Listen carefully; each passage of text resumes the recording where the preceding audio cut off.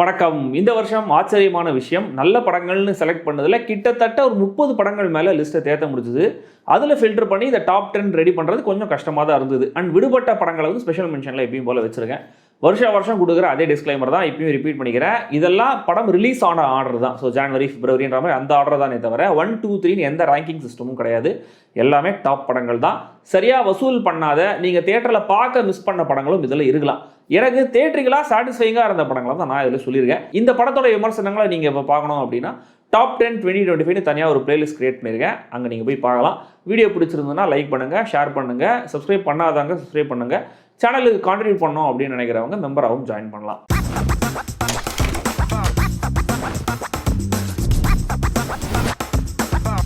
என்னுடைய டாப் 10 2025 லிஸ்ட்டில் முதல் படம் காதலிக்க நேரமில்லை. போன வருஷம் மாதிரி 6 மாதம் வெயிட் பண்ண விடாமல் பொங்கலுக்கே ஒரு நல்ல சென்சிபிளான படத்தை ரிலீஸ் பண்ணாங்க. ஒரு பக்கம் ஏஆர் ரஹ்மான் பிஜிஎம்ல கலகியிருந்தார். இன்னொரு பக்கம் நித்யா மேனனுடைய அட்டகாசமான பெர்ஃபார்மன்ஸ், புது பேரோட ரிலாக்ஸ்டான ஒரு ஸ்வீடான போர்ட்ரேல கொடுத்திருந்த ரவி மோகன், கண்ணுக்கும் மனசுக்கும் அழகான ஒரு படம். டெக்னிக்கல் டீமும் சிறப்பாக கான்ட்ரிபியூட் பண்ணியிருந்தாங்க. அண்ட் இது ஒரு ராம் CALM காம் அப்படின்னு என் விமர்சனத்தில் சொல்லியிருந்தேன்.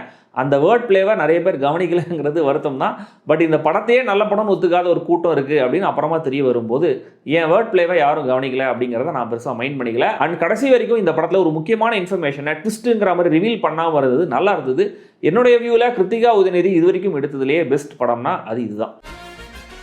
குடும்பஸ்தன் ஒரே மாசத்துல அடுத்த நல்ல படம். நக்லைட்ஸ் டீம் மொத்தமா சேர்ந்து காமெடியில கலக்கி இருந்தாங்க. எப்படி இவ்வளோ ஹியூமரா படம் முழுக்க கன்சிஸ்டண்டா டெலிவர் பண்ண முடிஞ்சது எனக்கு ஆச்சரியமாவே இருந்தது. அதுவும் இந்த சூப்பர் ஃபாஸ்ட் காமெடி எக்ஸ்பிரஸ்னு சொல்ற அளவுக்கு அப்படி ஒரு வேகம் படத்துல. காமெடி வேணுமா காமெடி இருக்கு, எமோஷன்ஸ் வேணுமா எமோஷன்ஸ் இருக்கு, மிமிக்ரி வேணுமா அதுவும் என்கிட்ட இருக்கு அப்படின்னு ஹீரோ மணிகண்டன் தன்னுடைய செட் ஆஃப் டேலண்ட்ஸ் எல்லாத்தையும் ஃபுல் பேக்கேஜோட படத்தில் இறங்கி பெர்ஃபார்ம் பண்ணியிருந்தாரு. அவருடைய அந்த பாத்ரூம் புலம்பல்கள் எல்லாம் அட்டகாசமான ஐடியா அண்ட் எக்ஸிகியூஷன்.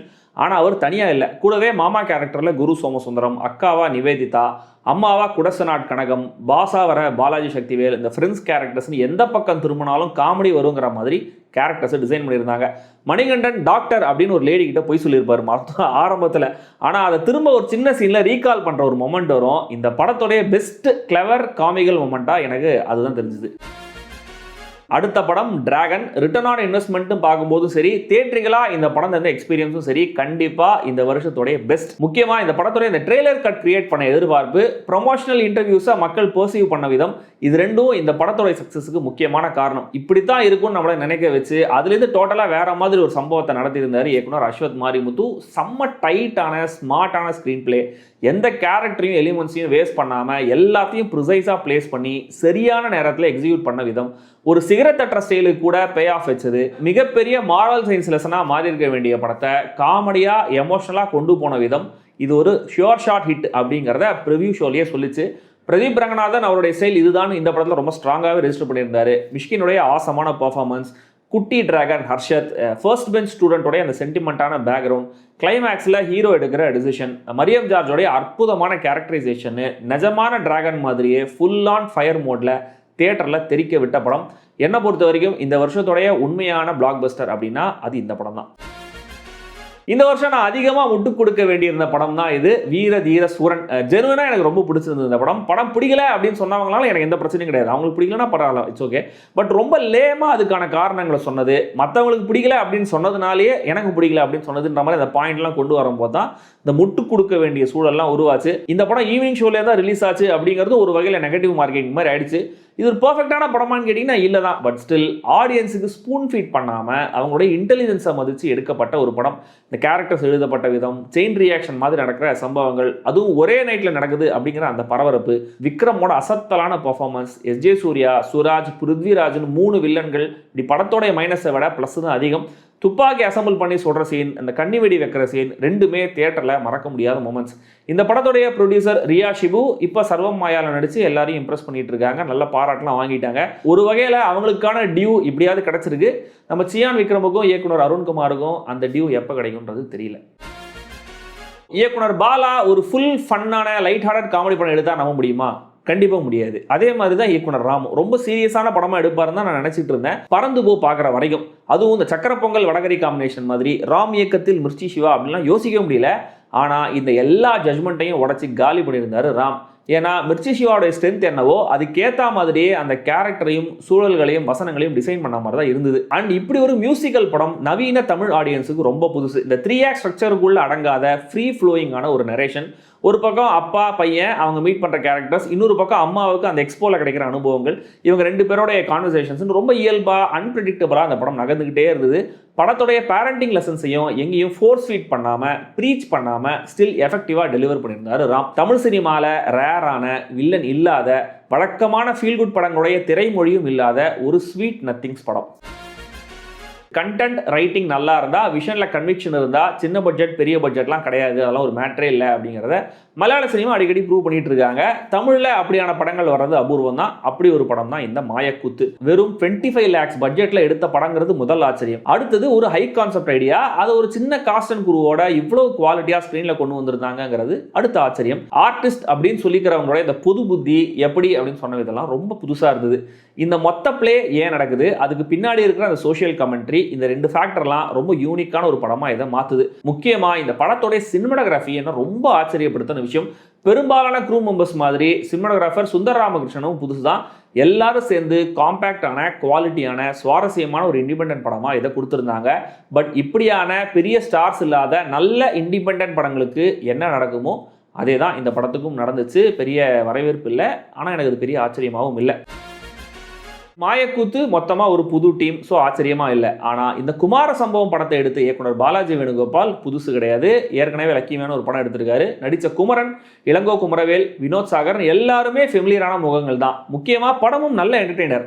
ஸோ இந்த படம் கண்டிப்பாக கவனிக்கப்படும் அப்படிங்கிற மாதிரி தான் நான் நினச்சேன். பட் ஷாக்கிங்லி ரிலீஸில் நடந்த குளறுபடியில் ரொம்ப கம்மியான தேட்டர்ஸ் இந்த படத்துக்கு கிடச்சிதுங்கிறதுனால க்ரௌடட் வீக்கெண்டில் காணாமல் போன மற்றும் ஒரு நல்ல திரைப்படம்.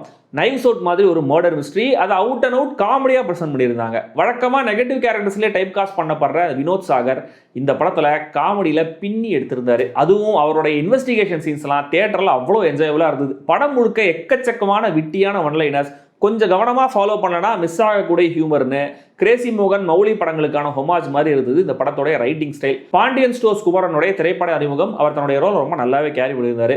பாலசரனுடைய கவுண்டர்ஸ், கண்ணை உருட்டாத கேரக்டரில் சிவா அரவிந்த், கான்ஸ்டபிளா கோபால் சார், மாமாவா வர வினோத் முன்னாடி எல்லாருமே அவங்க பங்குக்கு நம்மளை சிரிக்க வச்சிருந்தாங்க. ஒரு ஹெல்த்தியான காமெடி படம். பட் இன்னும் ஓடிடி டீல் முடியலங்கிறது வருத்தமான ஒரு விஷயம். ஒரே நாளில் ரிலீஸ் ஆகிற 2 படங்களும் ஹிட் ஆகிறது, விமர்சகர்களாலையும் பாராட்டப்படுறதுங்கிறது அபூர்வமான விஷயம் தான். அப்படி ஒரு அபூர்வமான சம்பவம் இந்த வருஷம் நடந்துச்சு. இயக்குனர் மாரி செல்வராஜ் கபடி பிளேயர் மனத்தி கணேசனுடைய வாழ்க்கையை பேஸ் பண்ணி தாம் பார்த்த சில விஷயங்களையும் சேர்த்து முழுக்க கற்பனையாக ஒரு கதையை பிரசன்ட் பண்ணியிருந்தாரு. அதுதான் பைசன். பட் இந்த கற்பனை கதையும் உண்மைக்கு நெருக்கமாக ஃபீல் ஆனது தான் இந்த படத்துடைய வெற்றிக்கு முக்கியமான காரணம். கபடி மேலே அதீத வெறி இருக்கிற ஒரு இளைஞராக துரு விக்ரம் கிட்டாங்கிற கேரக்டராகவே கம்ப்ளீட்டாக ஃபிசிக்கலான ஒரு பர்ஃபார்மன்ஸை கொடுத்துருந்தாரு. பட் அவர் அப்பாவா பசுபதி தான் இந்த படத்துடைய ஹீரோ. ஒரு அவார்ட் வர்த்தி பர்ஃபார்மன்ஸை கொடுத்துருந்தாரு. லால் அமீர் ட்ராக்ல எழுத்தாளர் அண்ட் டைரக்டர் மாரி செல்வராஜ் எக்கச்சக்கமாக ஸ்கோர் பண்ணியிருந்தாரு. கபடி காட்சிகள் படமாக்கப்பட்டிருந்த விதமும் ரொம்ப ரியலா ஃபீல் ஆச்சு. லால், அமீர், பசுபதினு நிறைய நல்ல நடிகர்கள் இருந்த இந்த படத்துல பிடி டீச்சரா நடிச்சிருந்த அருவி மதன் நடிப்புல தனியா தெரிஞ்சது அவருடைய டேலண்ட்டையும் அந்த கேரக்டர் எவ்வளவு ஸ்ட்ராங்கா எழுதப்பட்டிருந்ததுங்கிறதையும் காட்டுச்சு. ரசிகர்களுக்கு ஒரு நல்ல ஹோப்பை தரமான படம். ஒரு பக்கம் பைசன் சீரியஸ் சினிமானா, இன்னொரு பக்கம் இந்த டியூட் இளைஞர்களை டார்கெட் பண்ண முழு கமர்ஷியல் பேக்கேஜ். இந்த ஊரும் பிளட் பாட்டை முதல்ல போட்டு சம்மடி அடிச்சுட்டு இந்த வருஷத்தோட மிகப்பெரிய ஹிட் பாடல்கள்ல ஒன்னா மக்கள் ஆகிட்டாங்க. கிட்டத்தட்ட இந்த படமும் கூட அப்படிதான். இதெல்லாம் ஒரு படமாகிற ரேஞ்சுக்கு விமர்சனம் வந்தாலுமே கூட இந்த வருஷத்துடைய மிகப்பெரிய பிளாக் பஸ்டர்ல இதுவும் ஒன்று. பிஆருக்கு ஒரே கேலண்டர் இயர்ல 2வது 100 கோடி கலெக்ஷன் ஒரு ரேரான ரெக்கார்டை கொடுத்த படம். ஒரு ராம்காம்ல கன்வென்ஷனல் ட்ரோப்ஸ் எல்லாத்தையும் உடைப்பேன்னு முடிவு பண்ணிட்டு இந்த படத்தை எடுத்திருந்தார் இயக்குனர் கீர்த்தீஸ்வரன். இது ஹீரோவை ப்ரப்போஸ் பண்ற சீன்லேருந்தே ஆரம்பமாகி கடைசி வரைக்கும் கண்டினியூ ஆகும். ரொம்ப சீரியஸான விஷயமா இருந்தாலும் அதை முழுக்க காமெடியாவே சொல்லியிருந்தது. படத்தை ஒரு பக்கா என்டர்டெய்னராக மாற்றிருந்தது. பிஆர் திரும்பவும் தன்னுடைய அந்த தனுஷும் எஸ் ஜே சூர்யாவும் கலந்தா மாதிரியான ஸ்டைலை ஃபுல் டிஸ்பிளேல வச்சிருந்தாரு. பட் இந்த படத்துடைய டார்லிங் சரத்குமார் தான். விளையாட்டுன்னு நினைக்கும் போது சீரியஸாகவும், சீரியஸ்ன்னு நினைக்கும் போது விளையாட்டாகவும் மாறுற செம்ம இன்ட்ரெஸ்டிங்கான கேரக்டர்ல செம்ம ஃபன் பண்ணியிருந்தாரு சரத். அந்த அட்டகாசமான இன்டர்வல் பிளாக் இந்த வருஷத்துடைய சிறந்த தியேட்டரிக்கல் மொமெண்ட்ஸ்ல ஒன்று. நம்மளோட லிஸ்ட்ல கடைசி படம் கடைசி மாசத்துல ரிலீஸ் ஆன சிறை. இந்த படம் வரட்டும் டாப் 10 லிஸ்ட் அப்புறமா ரெடி பண்ணலான்னு வெயிட் பண்ணது நல்லதா போச்சு. ரைட்டர் தமிழ் தாம் பார்த்த அனுபவங்களை வச்சு கற்பனை கதாபாத்திரங்களை சேர்த்து ஒரு அரஸ்டிங்கான கதையை திரைக்கதையை எழுதியிருந்தாரு. அது இயக்குனர் சுரேஷ் ராஜகுமாரி சிறப்பாக டைரக்ட் பண்ணியிருந்தாரு.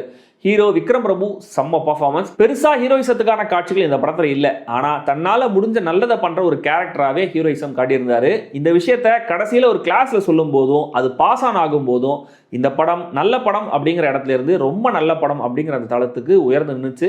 இளம் காதலர்களா அக்ஷய்குமாரும் அனிஷ்மாவும் அந்த கேரக்டர்ஸோட இன்னசென்ட்டான லவ்வுக்கு உயிர் கொடுத்துருந்தாங்க. கூட வர போலீஸ் கேரக்டர்ஸ், எஸ்கார்ட் டியூட்டியில் இருக்கிற ஃபார்மாலிட்டிஸ், இந்த கோர்ட் ப்ரொசீஜர்ஸில் இருக்கிற பிரச்சனைகள்னு பல விஷயங்களில் பண்ணியிருந்து டீட்டெயிலிங் இந்த படத்துடைய குவாலிட்டி என்ன அப்படிங்கிறத காட்டிச்சு. முக்கியமாக மைனாரிட்டி சமூகத்தை சேர்ந்த எந்த பேக்கிங்கும் இல்லாத ஒரு சாதாரண ஆள் இந்த சிஸ்டத்தால் எப்படி அலக்கழிக்கப்படுறாருன்னு சொன்ன விதத்தில் இது ஒரு அழுத்தமான படைப்பாகவும் மாறிச்சு. இந்த டாப் 10 லிஸ்ட் உங்கள் டாப் 10 லிஸ்ட்டோட ஒத்து போச்சுன்னா சந்தோஷம், ஒத்து போகலனாலும் சந்தோஷம். உங்கள் லிஸ்ட் என்ன அப்படிங்கிறத கமெண்ட்ல சொல்லுங்கள். அண்ட் இந்த டாப் 10 லிஸ்ட்டில் சேர்க்க முடியாத பட் டோட்டலாக ஒதுக்கவும் முடியாத சில படங்களும் இருக்குது. அது என்னென்ன, ஏன் அதை ஸ்பெஷலாக நான் மென்ஷன் பண்ணுறேன் அப்படிங்கிறத ஷார்ட்டாக சொல்லிடுறேன். ஆக்சுவலாக டாப் 10 விட இந்த படங்களோட எண்ணிக்கை அதிகமாகவே இருக்கும். அதை நீங்கள் மைண்ட் பண்ணிக்காதீங்க. சந்தானத்தோட ட்ரேட்மார்க் காமெடியை ஒரு ஓல்ட் ஸ்கூல் மசாலா பட வைப்ஸை ஃபீல் பண்ண வச்சதுக்காக மதகஜராஜா, ஒரு குடிநோயாளியோடைய நிலை என்னங்கிறத ரொம்ப ப்ராக்டிக்கலாக போர்ட்ரே பண்ணதுக்காக குரு சோமசுந்தரமோட அசாத்தியமான பெர்ஃபார்மன்ஸுக்காக பாட்டில் ராதா. அடுத்த 3 படங்களும் பெண்களை மையமாக வச்சு வந்த 3 படங்கள், 3மே 3 விதமான படங்கள், தரமான படங்கள், முக்கியமாக நம்ம நேரத்தை வேஸ்ட் பண்ணாத படங்கள். அதில் முதல் படம் ரொம்ப சிம்பிளான ரொம்ப முக்கியமான டாப்பிக்கை எந்தவித சமரசமும் இல்லாமல் கிளீனாக பிரசன்ட் பண்ண காதல் என்பது பொது உடைமை. 2வது படம் சூப்பர் நேச்சுரல் த்ரில்லர் ஜானர் ஒரு ஃப்ரெஷ்ஷான நல்ல முயற்சியா இருந்த யமகாதகி. 3வது படம் சென்சிபிளான ரைட்டிங், அட்டகாசமான பெர்ஃபார்மன்சஸ், எஃபெக்டிவான இசைன்னு எல்லாம் சேர்ந்த ஒரு தரமான கண்டென்ட்டா த்ரில்லர் மாதிரி ஃபீல் பண்ண வச்ச ஜென்டில் வுமன். விக்ரமன் காலத்தோட இந்த பாசிட்டிவ் ஃபீல் குட் படங்கள்லாம் முடிஞ்சுது அப்படிங்கிற அந்த ஒப்பீனியனை மாற்றி மெஜாரிட்டி நல்லவங்க கேரக்டர்ஸை மட்டுமே வச்சு பாக்ஸ் ஆஃபீஸிலும் சிக்ஸர் அடிச்சிருந்த டூரிஸ்ட் ஃபேமிலி. யூனிக்கான ஃப்ரெஷ்ஷான கான்செப்டோட நல்ல ட்விஸ்டோட ஆச்சரியப்படுத்த இன்வெஸ்டிகேட்டிவ் த்ரில்லர் 11. ஒரு லோயர் மிடில் கிளாஸ் வீட்டை யதார்த்தமா அழுத்தமா போர்ட்ரே பண்ணதுக்காக காளி வெங்கட்டோட இம்ப்ரெசிவான நடிப்புக்காக மெட்ராஸ் மேட்னி. பல ரொமான்டிக் காமெடிஸ் படையெடுத்து வந்து நம்மளை சோதிச்ச இந்த வருஷத்துல நிஜமாவே ஒரு ப்ராப்பர் நோ நான்சென்ஸ் ரொமான்டிக் காமெடியா இருந்ததுக்காகவும் ஃபீமேல் லீட் கேரக்டரை நல்லா எழுதியிருந்ததுக்காகவும் ஆரோமலை. மினிமலிஸ்டிக்கான சிம்பிளான ஆத்மார்த்தமான ஒரு இண்டிபெண்டன்ட் ஃபிலிம் கிணறு.